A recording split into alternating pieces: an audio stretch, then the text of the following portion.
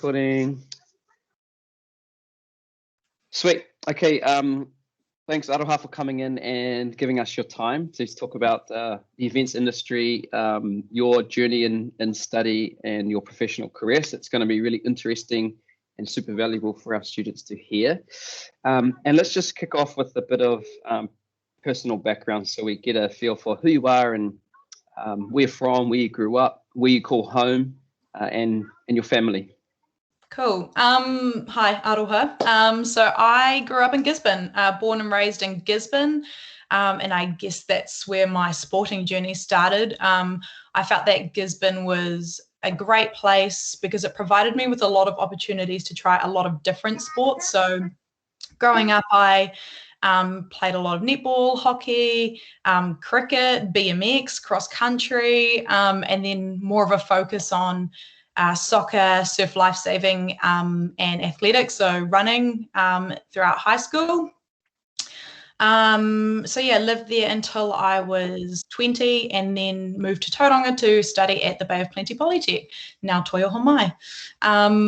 And family-wise, I live now in Tauranga with my husband, Josh, and my little girl, Liliana, who's just turned 1.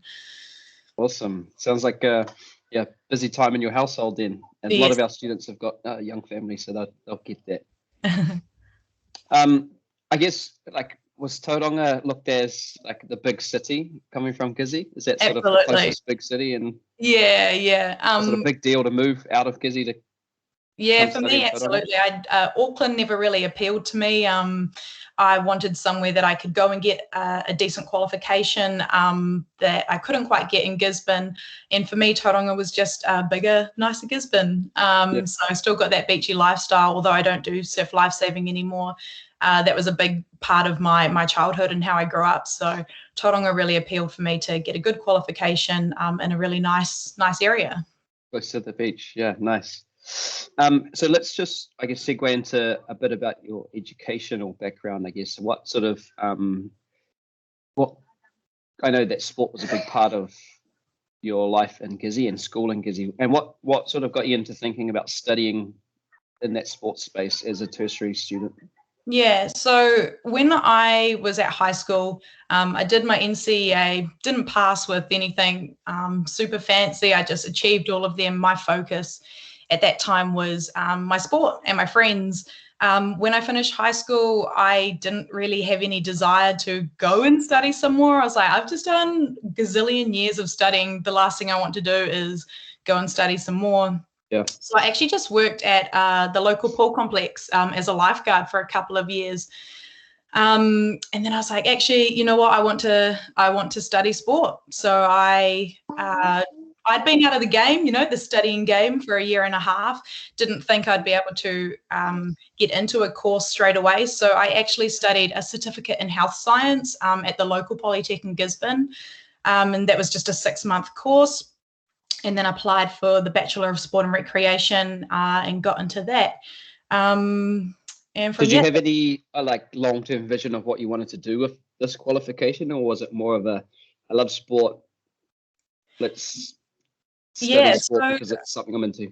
Yeah, I remember when I applied to study Bachelor of Sport and Recreation, one of the tutors asked, I think it was actually Pete Summers, he asked me, why do you want to do this course? And at that time, my drive for doing the course was I had done a lot of sport in Gizzy, got up to some pretty all right levels, but I felt there was a gap missing for smaller cities like Gisborne for when athletes wanted to really excel in those sports. I found it quite difficult to sort of break through and have that support at the higher level. So when I chose to do the course, my drive was to go to Tauranga, get a qualification, move back to Gizzy, and hopefully come up with something that would provide younger athletes with a sort of a pathway up to excel in sports at higher levels. So that was the drive for me going into studying sport and recreation. Yeah, and that's a pretty fair point. We've talked a bit about that in our paper around access to resources in our regions for high performance sport, and it can be tricky. And even for athletes to have to move away from home to get those kinds of resources can be tricky. And so how did, I guess, that 3-year journey change or what did you learn during that time in terms of like different options within a career? And because now you're in the event space, so Yeah. I guess what was it what did you learn within that 3 years that guided you towards different avenues of career options, I guess? Yeah, so after the first year, I still wasn't quite sure what direction I wanted to go on. I guess I still had that end goal of potentially doing something with youth and sport back in Gisborne. But it would have been during our second year of the course where we did the sustainable event management paper, which is when it really sort of opened up to, hey, I think I could make this events thing a career, or that's when it really started to spark interest for me, combining sports and events and where that could take me. Nice.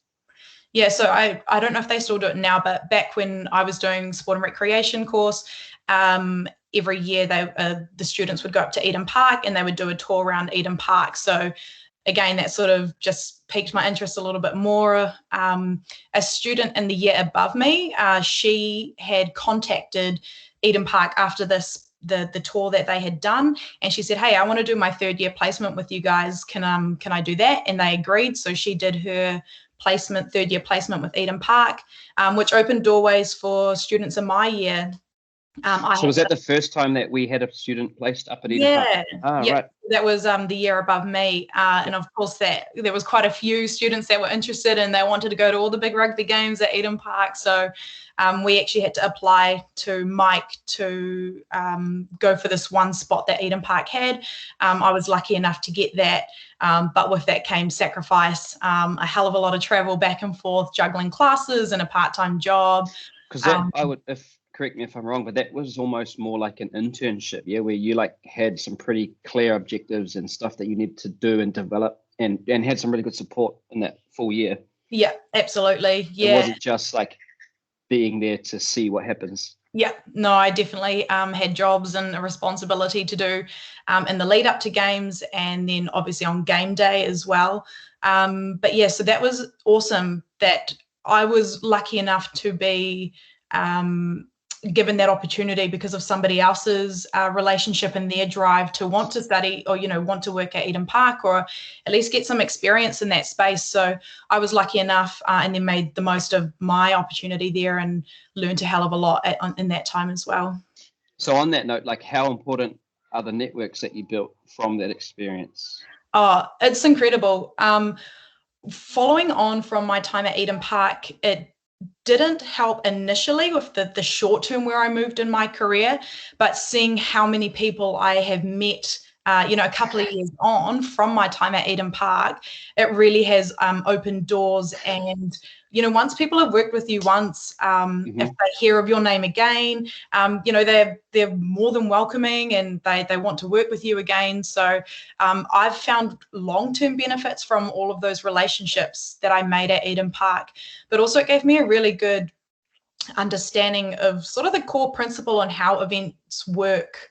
And in that learning, not necessarily the relationships, but the learning that I got from Eden Park has helped me immensely with where I've gone with my career since. Yeah, nice. We did a task at the start of the year where students laid down sort of their educational journey and experiences. And I did the same and said to them, at the time, you don't necessarily appreciate the connections you're making, but when you look back on it, you'll be surprised at how many connections you've made and where things sort of come back around. Yeah, absolutely. So also, I guess the next thing that I'd love to hear is where has this industry taken you?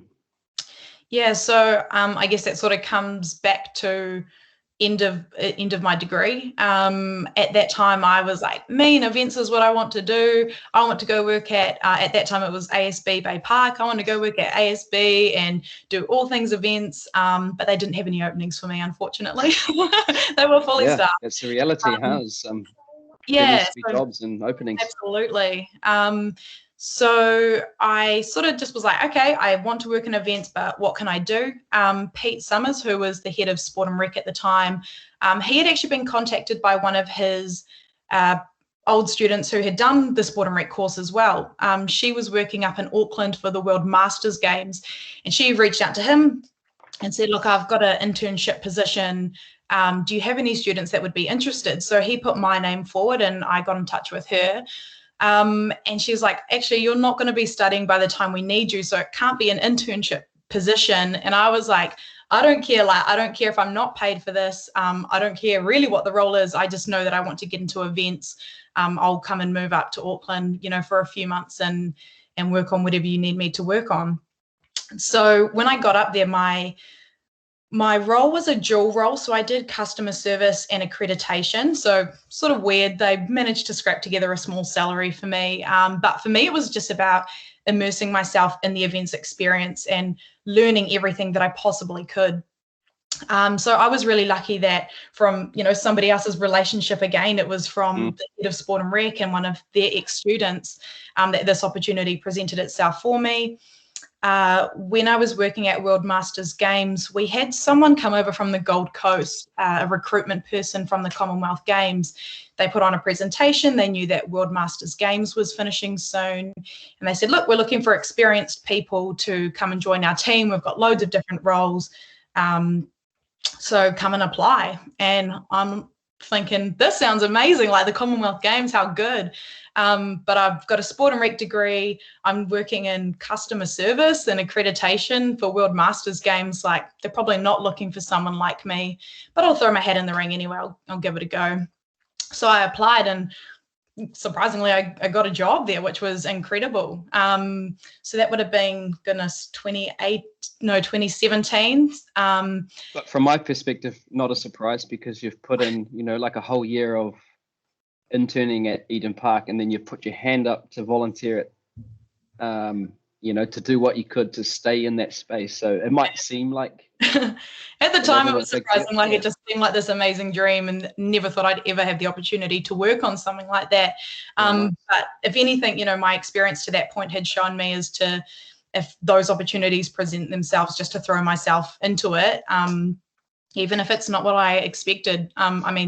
Perfect example, I didn't think I'd be doing customer service when I moved into the events industry.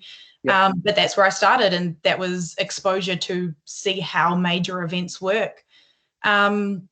So yeah, when I got that job, my husband was doing really well in his career back in New Zealand, so we made the tough decision to do long distance. I'd move over to the Gold Coast and he would live here. This is a year out from the games at that point, and if it didn't work, then it didn't work, and nothing really lost. I'd just moved back home. But I moved over and was a venue assistant within the venue management team for the Commonwealth Games, which was incredible. So this job started a year before the games were complete. Yeah, so they already start planning like 3-4 years out at least. So I was coming in late, if you will, to the game a year out. So for the first 7 months that I was there, it's more of a planning phase. So you work on a number of venues, you have all these discussions with different departments. You've got the sports specific department. So those are people who are clued up about the international rules around the specific sport that you're working on. There's like a whole department for signage and how signage looks, and to make sure that it's, all relevant across the entire city. And I imagine there needs to be some kind of they have to suit almost like a theme of what the games is about. And absolutely, yeah. So working within the venue management department was awesome, because I worked with all of the different departments. And I worked with a lot of people who were knowledgeable in their own areas. So that was really cool. About 4 months out from the games, we moved from planning into operations. So from about 4 months out, they start building the venues. And by that, I mean, got an existing building, they build all this, the seating that goes around it and all the other bits and bobs that are needed to put on these games. It's insane, actually. Yeah. And then you get to games week, which is, you've got the opening ceremony, and then depending on what sport you're working with or what venue you're at. So I was assigned to the Gold Coast Hockey Centre. We had 10 days of competition, and it was really cool because one of the girls that I studied with, Amy Robinson, she had made the Black Sticks team. So it was cool to see another fellow BSR graduate playing while I'm behind the scenes, making sure that the event's running okay. So that was a really cool experience as well, to see her there and have a catch up. Nice. So it's taken you overseas, and I guess it was a fixed term gigs. Those kinds of jobs would be fixed term. Yeah, absolutely. So World Masters Games and Commonwealth Games are, the same. There's an end point for it. So there's all this planning and months and years that lead into it. Then you have the games, and then it's over, and then that contract is done. And you find that they call them games gypsies. You'll have people that they literally move from big event to big event. Takes them all over the world, and they get insane experience. It's pretty cool. Yep.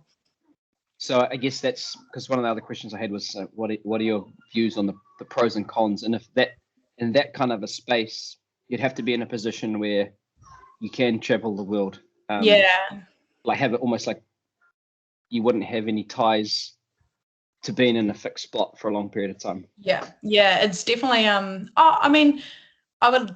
I'd say it's great to get into that sort of industry if you're wanting to be a games gypsy at a young age, because then you get all this experience. But in saying that, I worked with so many people who moved their families to the Gold Coast. They move their families to the Gold Coast. They're normally in higher up roles that are there for at least a year, if not 2 or 3. Right. But it's definitely doable.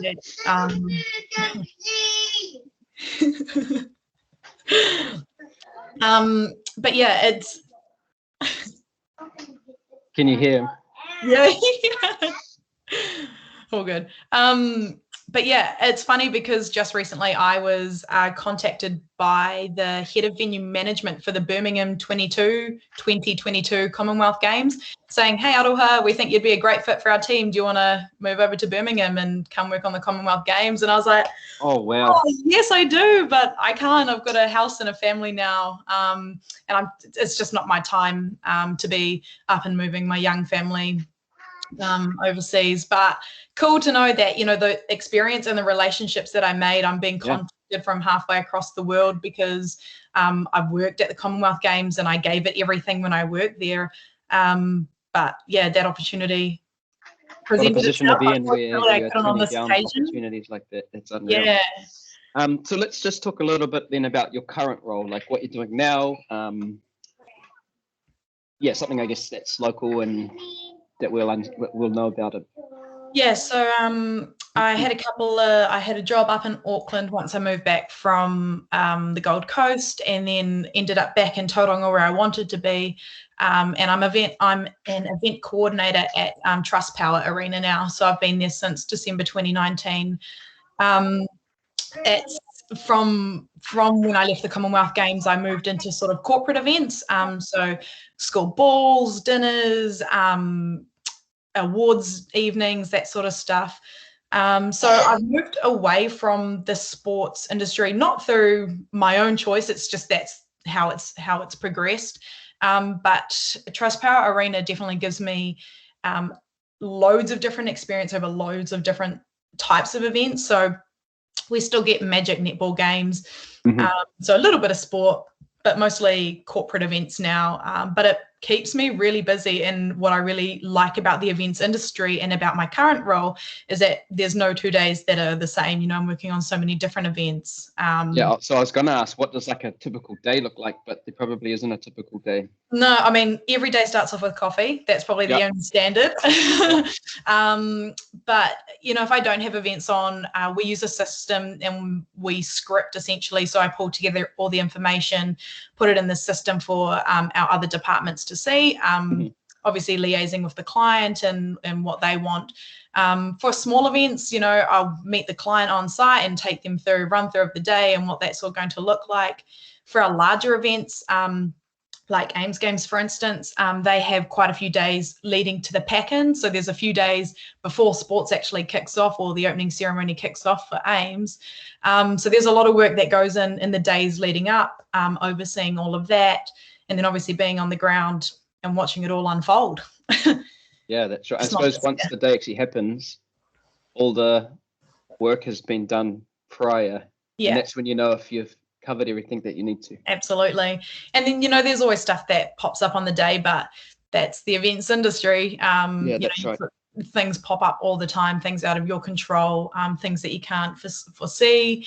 But that's probably one of my biggest things that I enjoy about my job, is that you spend so much time working on the computer and having discussions about what this might look like, and then you get to see the delivery of it. And Ames Games is a perfect example, like watching all of those kids who have been training in Gisborne and all of the other different cities and stuff, come together and really apply themselves in their own sport. Like, that is so worth it. I love seeing the delivery of an event, all of the planning that's gone into it, and then it coming to life. That's probably the most enjoyable thing about my job in events. Yeah, nice. So just to finish, the last section is like an opportunity to offer up some advice to our students listening. As I said, most of them are, or they all are at the level 5 diploma stage, and most are looking at completing a full 3-year degree study, but not all. Some are looking at getting into the police force, and this is an area of interest for them. I guess, what would be your biggest piece of advice for them in that education space, like at the start of their tertiary education journey? Well, I hope if my story, if anything, shows that, after that first year, I still didn't really know what I wanted to do. I know that that's something that I wanted to progress doing, to see where it took me. And it was the second year of the degree for me that presented opportunities, and I was like, hey, I think this is what I want to do. So I would say, don't stress if you don't know what you're going to do at the end of this first year. Same when I finished high school, I didn't know what I wanted to do. Same at the end of the first year of the degree, I didn't really know which direction I wanted to go. I know that me and you sort of spoke about what education means, Alistair, about, is it worth it or is it not? For my own personal perspective, I think, doing a degree shows to employers that you can stick at something for a long time, for multiple years, and apply yourself to something and dedicate yourself to something, which I think is a good quality that, employers look for. But at the same time, I feel like my experience is what has taken me places as well. Of course, I've been lucky enough with some of the relationships that other people have had, and I've benefited from that. But when I've gotten into those opportunities, I've really applied myself, pushed myself outside my comfort zone, did whatever it took a customer service role that I thought was going to be unpaid, to get where I thought I wanted to go. And yeah, really, really happy with where that's taken me. But experience is key as well, I believe. And what would be your best piece of advice to get? Could you try again? That's okay. Did Siri just speak to you? My Siri just spoke to me. Sorry, I hope it didn't come through. Oh, I did hear something. What would be your biggest piece of advice for students in terms of getting experience? I would say, don't rule out any opportunity. Like, if something presents itself, even if you don't think it's going to be going to reach your end goal, again, like we've spoken about relationships and stuff, the people that you meet on your journey it can potentially help you in the long run in ways that you don't think it's going to get you there. So yeah, just applying yourself to every single situation that you get yourself, I guess that's my only biggest piece of advice. And like I said, is I've been lucky enough with the relationships that have happened around me, but really applying yourself and just making the most of each experience. Nice.